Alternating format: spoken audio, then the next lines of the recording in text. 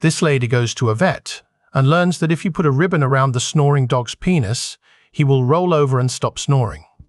The next night, her dog is snoring, so she goes to the kitchen and gets a red ribbon and ties it around her dog's penis. His snoring stops.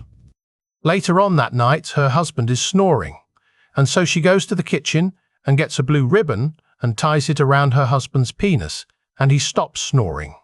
The next morning, her husband wakes up and looks at his dog, then looks down at himself. I don't know what happened last night, but it appears we came in first and second. A man meets a gorgeous woman in a bar. They talk, they connect, and they end up leaving together. They go back to her place, and as she shows him around her apartment, he notices that the bedroom is completely packed with teddy bears. Hundreds of small bears are on the low shelf, medium-sized ones on the shelf a little higher, and huge bears on the top shelf. The man is kind of surprised that this woman would have a collection of teddy bears, especially one that's so extensive, but he decides not to mention this to her. After a night of passion, as they are lying together in the afterglow, the man rolls over and asks, smiling, "Well, how was it?" The woman says, "You can have any prize from the bottom shelf." A man met a beautiful girl, and he decided he wanted to marry her right away. She protested, "But we don't know anything about each other." He replied, "That's all right, we'll learn about each other as we go along." So she consented and they were married. And they went on their honeymoon to a very nice resort. One morning, they were lying by the pool when he got up off his towel, climbed up to the 30-foot-high board and did a 2.5 tuck gainer, entering the water perfectly, almost without a ripple. This was followed by 3 rotations in jackknife position before he again straightened out and cut the water like a knife.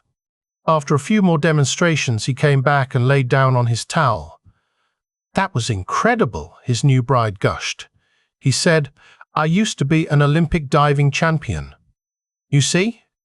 I told you we'd learn more about each other as we went along."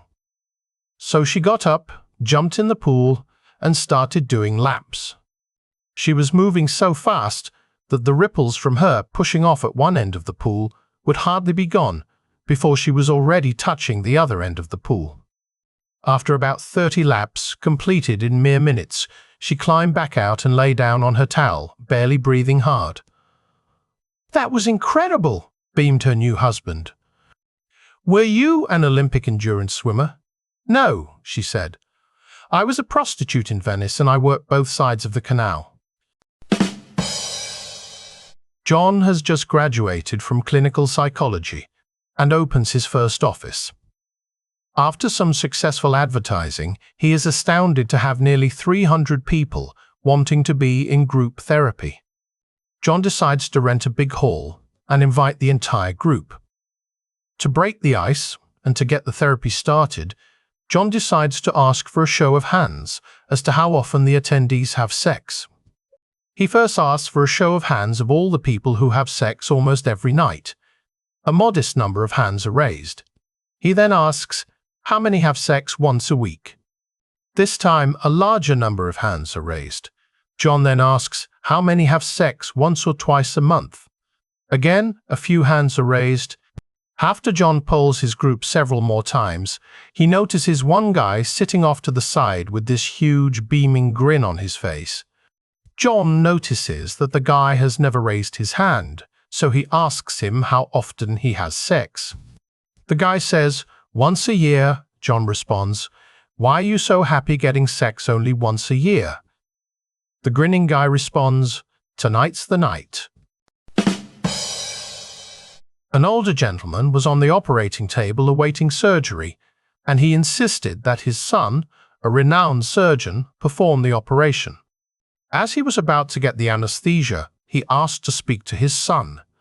"Yes, Dad, what is it?" "Don't be nervous, son. Do your best. And just remember, if it doesn't go well, if something happens to me, your mother is going to come and live with you and your wife." I met an older woman at a bar last night. She looked pretty good for a lady who must have been in her 60s. In fact, she wasn't bad at all. I found myself thinking that she probably had a hot daughter. We drank a couple of beers, and then she asked me if I'd ever had a sportsman's double. "What's that?" I asked. "It's a mother and daughter threesome," she replied. As my mind began to embrace the idea and I wondered what her daughter might look like, I said, "No, I haven't." We drank a bit more and she said with a wink, "Tonight's going to be your lucky night." We went back to her place. I was nervous with anticipation of the fantastic night ahead and an experience to always remember. We walked in, she turned on the hall light and shouted upstairs, "Mom, you still awake?" A woman walks into her accountant's office and tells him that she needs to file her taxes. The accountant says, "Before we begin, I'll need to ask a few questions." He gets her name, address, social security number, etc., and then asks, "What is your occupation?" The woman replies, "I'm a whore." The accountant balks and says, No, that will never work. That is much too crass. Let's try to rephrase that." The woman, "Okay, I'm a prostitute." "No, that is still too crude. Try again." They both think for a minute, then the woman states, "I'm a chicken farmer." The accountant asks, "What does chicken farming have to do with being a whore or a prostitute?" "Well, I raised over 5,000 cocks last year." Two old guys are pushing their carts around Walmart when they collide. The first old guy says to the second guy, "Sorry about that. I'm looking for my wife, and I guess I wasn't paying attention to where I was going." The second old guy says, "That's okay, what a coincidence, I'm looking for my wife too. I can't find her, and I'm getting a little desperate." The first old guy says, "Well, maybe I can help you find her. What does she look like?" The second old guy says, "Well, she is 27 years old.